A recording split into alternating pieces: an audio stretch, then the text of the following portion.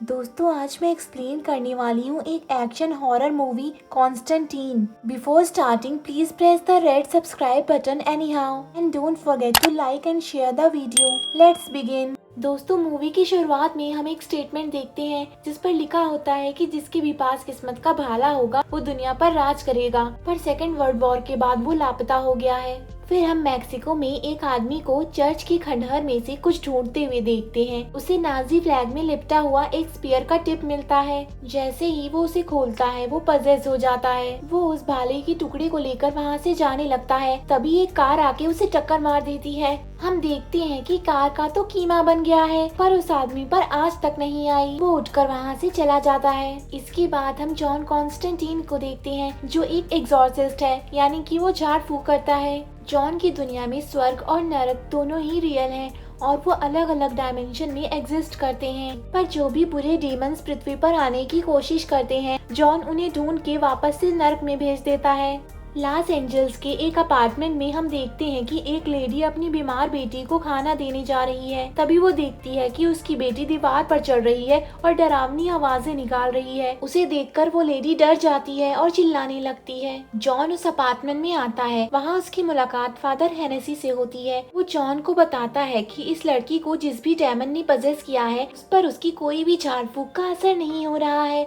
और इसीलिए उसने मदद के लिए जॉन को बुलाया है। उस लड़की को बेड से बांध दिया जाता है। जॉन कमरे में जाता है और खिड़की को खोल देता है। जॉन अपनी पॉकेट से कुछ सिंबल्स निकालता है और उनमें से एक सिंबल से सनरेज को उस लड़की पर कास्ट करता है। जॉन उस सिंबल को उस लड़की के माथे पर लगाकर कुछ मंत्र पढ़ता है। वो लड़की चिल्लाने लगती है। जॉन को लगता है कि उसका झाड़ फूक काम आया, पर तभी एक साया उस लड़की के गर्दन से निकलने की कोशिश करता है। जॉन उसे पंच मार के शांत कर देता है। जॉन समझ जाता है कि उसे जल्द ही इस डेमन पे काबू पाकर इसे भगाना होगा। वो 3 फीट का एक मिरर मंगाता है और खिड़की को तोड़ देता है और चैस को कार आगे मूव करने के लिए कहता है। कुछ लोग उस मिरर को उस लड़की के ऊपर लेकर खड़े हो जाते हैं। जॉन एक रस्सी को खिड़की के ऊपर से उस मिरर में बांध देता है और सभी को आंखें बंद करने के लिए कहता है। जॉन उस लड़की की आंखें बंद करके अपनी झाड़ फूक शुरू करता है। उस लड़की के अंदर मौजूद डेमन चिल्लाने लगता है। एक आदमी चुपके से उसे देखने की कोशिश करता है। उस डेमन को देखकर वो बहुत ज्यादा डर जाता है। वो मिरर को छोड़ देता है और उसके सारे बाल सफेद हो जाते हैं।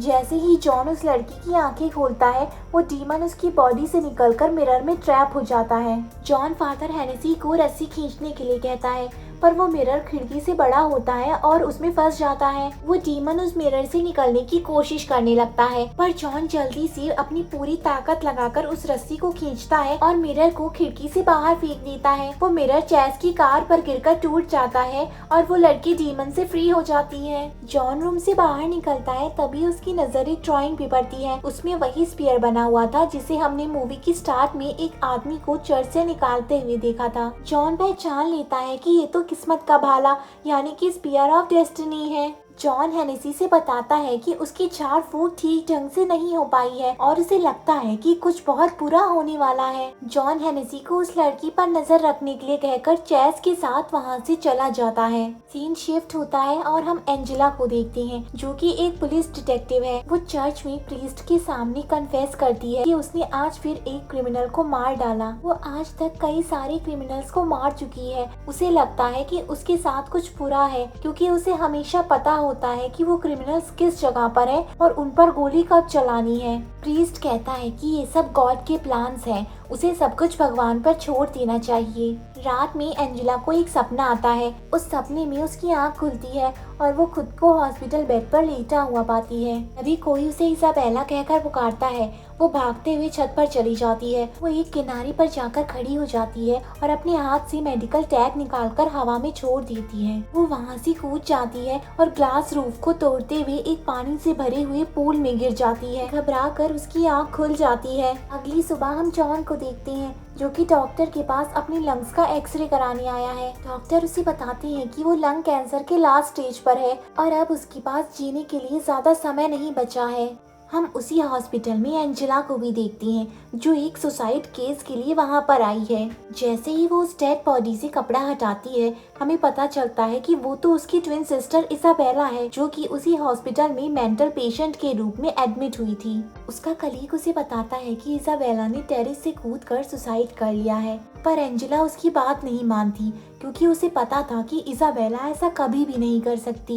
नेक्स्ट सीन में हम जॉन के घर पे उसके फ्रेंड बी मैन को देखते हैं, जो कि उसके लिए कई सारे गिफ्ट लेकर आया है। उसमें बुलेट शेविंग, हॉली वॉटर और एक स्क्रीच बीटल भी शामिल है, जिससे डीमंस दूर भागते हैं। बी मैन जॉन से उसके काम के बारे में पूछता है। जॉन उसे बताता है कि एक लड़की को एक डीमन सोल्जर ने पजेस कर लिया था और वो उसके थ्रू रियल वर्ल्ड में आना चाहता था। इस बात से बी मैन बहुत ज्यादा हैरान हो जाता है क्योंकि डीमंस इंसानों को कंट्रोल तो कर सकते हैं पर रियल वर्ल्ड में आ नहीं सकते। जॉन बी मैन से इस बारे में रिसर्च करने के लिए कहता है। इसके बाद जॉन चैस के साथ चर्च जाता है। वहाँ वो एक बार फिर से एंजेला से मिलता है। एंजेला वहाँ चर्च के फादर से बात करने के लिए आई थी और जॉन गैब्रिएल के पास चला जाता है। गैब्रिएल अपनी विंग्स फैलाती है। हमें पता चलता है कि गैब्रिएल एक हाफ ब्रीड एंजल है। जॉन उसे बताता है कि पृथ्वी पर अभी भी कई डेमन्स घूम रहे हैं, क्या गॉड उसकी लाइफ को एक्सटेंड कर सकते हैं। गैब्रिएल उस पर हंसती है। वो कहती है कि उसे स्वर्ग में एंट्री नहीं मिल सकती, पर अगर वो भगवान पर विश्वास रखता और उसने कोई बलिदान दिया होता तो उसके स्वर्ग में जाने के रास्ते खुल सकते थे। जॉन कहता है कि वो भगवान में विश्वास रखता है और उसने कितने सारे डीमंस को वापस से नर्क में भेजा है। उसने कितने सारे मासूम बच्चों को डीमन से छुटकारा दिलाया है और उनकी जान बचाई है। इस पे गैब्रिएल कहती है कि उसने ये सब सिर्फ अपने स्वार्थ के लिए किया है ताकि मरने के बाद वो स्वर्ग जा सके। इधर हम एंजेला को फादर से बात करते हुए सुनते हैं। वो चाहती थी कि इसाबेला का अंतिम संस्कार क्रिश्चियन तौर तरीके से हो। फादर कहते हैं कि इसाबेला ने सुसाइड करने का पाप किया है, जिसकी वजह से उसे क्रिश्चियन ब्यूरियल नहीं मिल सकता। इसी बीच हम फादर हेनेसी को देखते हैं, जो कि कई सारे न्यूज़पेपर पर हाथ घुमाते हैं और उन न्यूज़पेपर्स में लिखी हुई सभी न्यूज उन्हें सुनाई देने लगती है। तभी उनका ध्यान इसाबेला की सुसाइड केस पर जाता है। वो उसे ध्यान से पढ़ने लगते हैं। इधर एंजेला अपने घर में इसाबेला की डेथ फुटेज को चेक कर रही होती है। वो सुनती है कि इसाबेला ने मरने से पहले कॉन्स्टेंटीन का नाम लिया था। यहाँ से सीन शिफ्ट होता है जॉन की तरफ, जो कि रोड के किनारे बैठकर स्मोक कर रहा होता है। तभी एक आदमी उससे लाइटर मांगता है। वो पहचान लेता है कि ये तो डीमन है। वो उसे लाइटर की बजाय वो स्क्रीच बीटल देता है जो उसे बी मैन ने दिया था। उसे छूते ही वो डीमन अपने असली रूप में आ जाता है, जिसमें वो कई सारे कीड़े मकोड़ों से लदा हुआ था। वो जॉन को वार्निंग देता है कि वो डीमंस के काम में टांग ना अड़ाए। जॉन अपनी स्क्रीच बीटल की मदद से उस पे कुछ एक्सॉर्सिज्म करता है और वो डीमन एक कार से टकराकर नष्ट हो जाता है। इसके बाद जॉन एक विच डॉक्टर पापा मिडनाइट से उसके क्लब में मिलने जाता है। वहाँ वो सभी हाफ ब्रीड डेमन और एंजल्स को आपस में पीसफुली इंटरेक्ट होते हुए देखता है। जॉन के पास डीमन और एंजल्स को उनके असली रूप में देखने की पावर थी। जॉन पापा मिडनाइट से मिलकर उसे उस डीमन के बारे में बताता है जो उस लड़की के थ्रू इस वर्ल्ड में आना चाह रहा था। पापा मिडनाइट उसकी बात नहीं मानता। वो कहता है कि ये इम्पॉसिबल है। वो दोनों बात कर ही रहे होते हैं कि तभी वहाँ पे बाल्थाजार आ जाता है, जो कि हाफ डीमन है। वो अपने हाथों से एक सिक्के से खेल रहा होता है। वो जॉन पे कुछ कमेंट करता है, जिससे जॉन को गुस्सा आ जाता है और वो उसे वापस से नरक में भेजने की धमकी देता है। इस पे पापा मिडनाइट चिल्ला के उन दोनों को अपने क्लब के रूल्स की याद दिलाता है कि वो न्यूट्रल है और उसके क्लब में कोई भी लड़ाई अलाउड नहीं है। तभी जॉन की तबीयत बिगड़ने लगती है और वो वहाँ से चला जाता है। नेक्स्ट सीन में हम देखते हैं कि एंजेला जॉन से मिलने आती है। वो उससे अपनी बहन के लिए मदद मांगती है। वो उसे बताती है कि उसकी बहन गॉड और बाइबल में बहुत ज्यादा फेथ रखती थी और वो ऐसा कोई काम नहीं कर सकती जो उसे नरक की तरफ ले जाए। उसे लगता है कि किसी ने उसकी बहन को सुसाइड करने पर मजबूर किया था, पर जॉन उसकी बात में बिल्कुल इंटरेस्ट नहीं लेता और उसकी हेल्प करने के लिए मना कर देता है। एंजेला वहाँ से चली जाती है। तभी जॉन कई सारी परछाई को एंजेला के पीछे भागते हुए देखता है। जॉन भागते हुए एंजेला के पास आता है। अचानक से अंधेरा छा जाता है। वो अपनी जेब से एक कपड़े का टुकड़ा निकालता है और उसे हाथ में लपेटकर उसमें आग लगा देता है। जैसे ही रोशनी होती है हम देखते हैं कि कई सारे बड़े बड़े डायमंड्स उनकी तरफ बढ़ रहे होते हैं, पर उस फायर से वो डायमंड्स जल जाते हैं और कुछ वहाँ से डरकर भाग जाते हैं। जॉन समझ जाता है कि ये सभी डायमंड्स उसके लिए नहीं बल्कि एंजेला के लिए यहाँ आए थे। वो दोनों एंजेला के अपार्टमेंट में जाते हैं। जॉन इजाबेल की सोल को ढूंढने के लिए नरक में जाने की तैयारी करता है। वो एंजेला को अपार्टमेंट से बाहर भेज देता है। वो इजाबेल की बिल्ली लेकर उससे कनेक्ट होने की कोशिश करता है। तभी समय रुक जाता है और जॉन नरक में पहुंच जाता है। वो होली वाटर को अपने साथ रखता है ताकि वो यहाँ से जल्दी से बचकर भाग सके। गर्म हवा के तूफानों से गुजरता हुआ आगे बढ़ता है। तभी उसे इजाबेला दिखाई देती है। वो अपने हाथ से मेडिकल टैग निकाल के हवा में छोड़ देती है। जैसे ही इजाबेला वहाँ से कूदती है, जॉन उस टैग को पकड़ने के लिए आगे बढ़ता है, पर तभी वहाँ पे सभी डायमंड्स की नजर जॉन पर पड़ जाती है और वो लोग जॉन की तरफ दौड़ते हैं। जॉन जल्दी से उस टैग को पकड़ लेता है और हॉली वाटर को अपनी चेस्ट पर डाल देता है। वो वहाँ से बचकर वापस से अपार्टमेंट में आ जाता है। जॉन एंजेला को वो मेडिकल टैग देकर बताता है कि इजाबेला नरक में है, यानी उसने सुसाइड ही किया था। ये सुनकर एंजेला बहुत ज्यादा दुखी हो जाती है। इसके बाद हम फादर हेनेसी को देखते हैं जो इजाबेला की डेड बॉडी के पास आते हैं। वो उसकी मेमोरीज पढ़ने की कोशिश करते हैं, पर तभी इजाबेला के हाथ में एक सिंबल बन जाता है जिसे देखकर वो डर जाते हैं और नीचे गिर जाते हैं। वो अपनी बोतल निकालते हैं और उसमें से ड्रिंक करने की कोशिश करते हैं, पर उसमें से ड्रिंक नहीं निकलती, जबकि वो बोतल अल्कोहल से भरी हुई थी। वो पास के वाइन शॉप में जाके कई बोतल से ड्रिंक करने की कोशिश करते हैं, पर किसी में से भी ड्रिंक्स बाहर नहीं निकलती। वो गिर जाते हैं और उनका दम घुटने लगता है। वो एक बोतल ओपनर लेकर अपने हाथ पर बार बार उससे स्टैब करता है और कुछ सिंबल बनाने की कोशिश करता है। तभी वहाँ पे बाल्थाजार आता है। वो फादर को इस तरह से तड़प के मरते हुए देखकर खुश होता है। हेनेसी का गला चोक हो जाता है और उसके मुंह से अल्कोहल बाहर निकलने लगता है, जिससे उसकी मौत हो जाती है। इधर हम वापस से जॉन को देखते हैं जो एंजेला को बताता है कि जब वो छोटा था तो वो इन सभी डेमोनिक क्रिएचर्स को देख सकता था, जिससे वो बहुत ज्यादा डर जाता था और उसने सुसाइड करने की कोशिश की। 2 मिनट के लिए वो मर चुका था और वो नरक में जाने लगा, पर किस्मत ने शायद उसके लिए कुछ और ही सोच रखा था। उसे भगवान ने एक और मौका दिया और उसे वापस से जिंदा कर दिया। जब वो वापस आया तो उसे यकीन हो चुका था कि वो जो भी देखता है वो सब रियल है। वो लोग बात कर ही रहे होते हैं कि तभी एंजेला को कॉल आता है। उसे हेनेसी की डेथ के बारे में पता चलता है। जॉन हेनेसी के हाथ में वो सिंबल नोटिस कर लेता है और बी मैन से उस पर रिसर्च करने के लिए कहता है। फिर जॉन इजाबेल के रूम में जाके कुछ क्लूज ढूंढने की कोशिश करता है। उसे खिड़की पर एक मैसेज लिखा हुआ मिलता है जिसमें लिखा था कोरिंथियंस 17। जॉन ड्राइव कर रहा होता है, तभी उसे बी मैन का कॉल आता है। वो उन्हें बताता है कि इजाबेल जो उन्हें बताना चाहती थी वो नरक की बाइबल में लिखा है। हेल बाइबल के अकॉर्डिंग कोरिंथियंस 17 में डेविल के सन का जिक्र है। इजाबेल के हाथ पर जो सिंबल बना हुआ था वो डेविल के बेटे मैमन का सिंबल था। वो अपने फादर डेविल से बड़ा बनने के लिए पृथ्वी पर कब्जा करना चाहता है और इसके लिए उसे एक पावरफुल साइकिक को पजेस करना पड़ेगा और एक दैविक शक्ति द्वारा ही उसे इस दुनिया में लाया जा सकता है। और यहाँ हम समझ पाते हैं कि मैमन को रोकने के लिए ही इजाबेल ने सुसाइड किया था। बी मैन जॉन को मैमन के बारे में बता ही रहा होता है कि तभी उसे किसी के आने का एहसास होता है। वो जैसे ही कॉल कट करता है एक इंसेक्ट उसकी आँख से बाहर निकलने लगता है। जॉन और एंजेला जब तक वहाँ पहुँचते हैं बहुत देर हो चुकी होती है और बी मैन मर चुका था। एंजेला जॉन को बताती है कि जब वो छोटी थी तो इजाबेल की तरह ही वो भी डायमंड्स को देख सकती थी, पर उसने अपनी पावर्स को इग्नोर करना स्टार्ट कर दिया, जिसकी वजह से उसकी पावर धीरे धीरे गायब हो गई। वो जॉन से उसकी पावर को वापस से रिवाइव करने की रिक्वेस्ट करती है। जॉन उसकी रिक्वेस्ट मान लेता है और उसकी पावर को रिवाइव करने में उसकी मदद करता है। एंजेला को लगता है कि जैसे वो मरने ही वाली है तभी समय रुक जाता है और उसकी पावर्स वापस से रिवाइव हो जाती हैं। अब उसे समझ आ जाता है कि कैसे उसे हमेशा पता होता था कि क्रिमिनल्स कहाँ छुपे हुए हैं। वो दौड़कर बी मैन के रूम में जाती है और उसे वहाँ पे बाल्थाजार का कॉइन मिलता है। जॉन समझ जाता है कि बी मैन की मौत के पीछे भी बाल्थाजार का हाथ है। जॉन एंजेला को कार में छोड़कर बाल्थाजार को मारने जाता है। जॉन बाल्थाजार को स्वर्ग में भेजने की धमकी देता है, जिससे डर के बाल्थाजार उसे बता देता है कि मैमन को स्पीयर ऑफ डेस्टिनी की जरूरत है, यानी वही किस्मत का भाला जिससे जीसस क्राइस्ट को मारा गया था। तभी वहाँ पे एंजेला आ जाती है, जिसे देखकर बाल्थाजार हंसने लगता है। वो कहता है कि उसका मकसद सिर्फ एंजेला को वहाँ तक लाना था। जॉन बाल्थाजार को शूट करता है और एंजेला एंजेला को लेकर वहाँ से भागने लगता है। तभी वहाँ एक शैडो आती है। वो शैडो एंजेला के पीछे आती है और उसे वहाँ से उड़ाकर ले जाती है।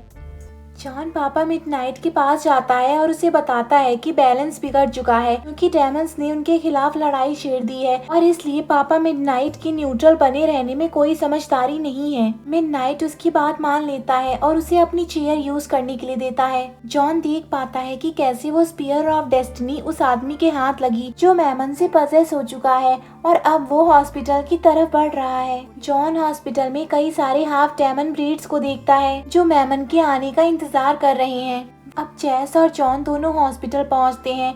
चेस वाटर टैंक में हॉली क्रॉस डाल देता है जिससे उसका पानी हॉली वाटर में बदल जाता है। इधर जॉन उन डेमंस के सामने आता है। वो लाइटर जलाता है। फायर अलार्म एक्टिवेट होने से उस रूम में पानी गिरने लगता है। जॉन उन सभी डेमंस का खात्मा कर देता है। पर तभी एक डेमन जॉन को मारने ही वाला था कि तभी चेस वहां पहुंच जाता है और उस डेमन को मार डालता है। इधर मैमन एंजेला तक पहुंच चुका था। वो उसे पानी में डुबाने की कोशिश करता है। एंजेला वापस से नरक में पहुंच जाती है। वो देखती है कि मैमन एक फ्लैश के रूप में उसकी तरफ आ रहा है और उसके अंदर घुस जाता है। जॉन और चेस एंजेला को बचाने आते हैं। जॉन एंजेला को पकड़ के उस पर अपना एग्जॉर्सिज्म करने लगता है और चार्ल्स एंजेला को शांत करने की कोशिश करता है। जॉन कुछ मंत्र पढ़ता है। ऐसा लगता है कि एंजेला ठीक हो रही है पर तभी वो अचानक से चिल्लाने लगती है। मैमन उसके पेट को फाड़ कर बाहर निकलने की कोशिश कर रहा था। चेस भी जॉन के साथ मिलकर मंत्र पढ़ने लगता है। वो दोनों मिलकर मैमन को हराने लगते हैं पर तभी अचानक कोई अदृश्य चीज चेस को पीछे फेंक देती है और उसे मार डालती है। जॉन अपने दोनों हाथों को जोड़ लेता है और एक सिंबल क्रिएट करता है जिससे बहुत ज्यादा एनर्जी क्रिएट होती है और वो बिल्डिंग खुलने लगती है। पर तभी अचानक वहाँ गैब्रियल आ जाती है। गैब्रियल कहती है कि भगवान इंसानों पे कुछ ज्यादा ही मेहरबान है। इंसानों की गलतियों को भगवान हमेशा नजरअंदाज कर देते हैं और उन्हें स्वर्ग में जगह दे देते हैं, जबकि इंसान इसके बिल्कुल भी लायक नहीं है। इसलिए वो धरती पर ही नरक लाना चाहती है। मैमन के आने से इंसानों को दर्द और तकलीफ का एहसास होगा। वो भी इन तकलीफों को सहता हुआ आगे बढ़ेगा। वही भगवान के प्यार का असली हकदार होगा। वो जॉन को दूर फेंक देती है और जॉन एक ग्लास डोर से टकरा के नीचे गिर जाता है। अब जॉन के पास कोई रास्ता नहीं बचा था। वो जानता था कि उसकी मौत के बाद डेविल उसे लेने खुद वहां आएगा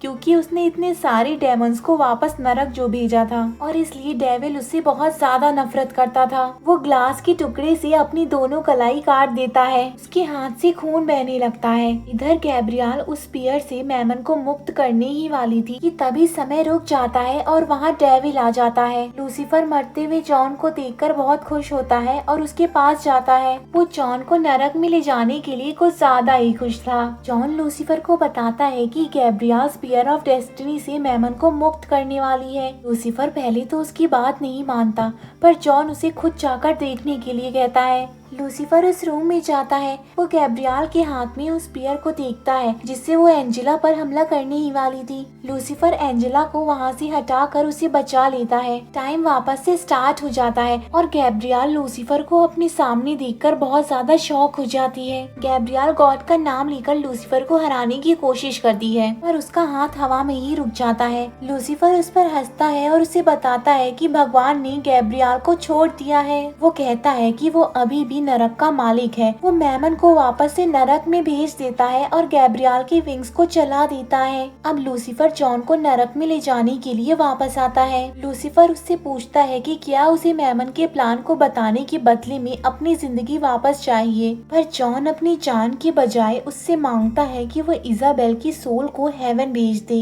लूसीफर उसकी रिक्वेस्ट मान लेता है और इजाबेल को हेवन भेज देता है। अब वो जॉन को घसीटते हुए नरक ले जाने लगता है पर अचानक से जॉन बहुत ज्यादा भारी हो जाता है और वो उसे हिला नहीं पाता। तभी दीवारें गायब हो जाती हैं और जॉन को ले जाने के लिए स्वर्ग के द्वार खुल जाते हैं। जॉन ने इजाबेल के लिए अपना बलिदान दिया था और इसलिए गॉड ने खुश होकर उसे हेवन में एक्सेप्ट कर लिया था। स्वर्ग की तरफ जाने लगता है पर लूसीफर ये देखकर बहुत ज्यादा गुस्सा हो जाता है और जॉन को वापस खींच लेता है। लूसीफर जॉन की लंग्स में हाथ डालकर उसके कैंसर को बाहर निकाल लेता है और उसे वापस से जिंदा कर देता है। वो कहता है कि उसे जीना होगा, साबित करने के लिए कि उसकी असली जगह नरक में है, ना कि स्वर्ग में। जॉन की आंखें खुलती हैं तो वो देखता है कि उसके सारे घाव भर चुके थे। वो एंजेला के पास जाता है और वो दोनों गैब्रियल को देखती हैं, जो अब एक इंसान बन चुकी थी। वो जॉन को उसकी शॉटगन देकर खुद को मारने के लिए कहती है, पर जॉन उसे एक पंच मारता है और गैब्रियल को पहली बार दर्द का एहसास होता है। अब गैब्रियल को भी इंसानों की तरह तकलीफ को सहना होगा। इससे बड़ा रिवेंज और क्या हो सकता है। जॉन और एंजेला वहाँ से टेरेस पे चली जाती हैं। जॉन एंजेला को वो स्पीयर ऑफ डेस्टिनी देकर उसे कहीं छुपा देने के लिए कहता है। अब वो दोनों एक दूसरे से अलविदा लेकर वहाँ से चले जाते हैं। जॉन खुले आसमान में देखता है और उसे रियलाइज हो जाता है कि भगवान का सबके लिए कोई न कोई प्लान जरूर होता है। मूवी की लास्ट सीन में हम जॉन को क्रास की कब्र के पास देखते हैं। जॉन देखता है कि चार्ल्स अब एक एंजल बन चुका है और वो आसमान में उड़ जाता है। दोस्तों, हमारे चैनल पे मौजूद बाकी वीडियोस को भी जरूर देखें और ऐसे ही वीडियोस देखने के लिए हमारे चैनल को सब्सक्राइब करना ना भूलें। Thank you, bye bye.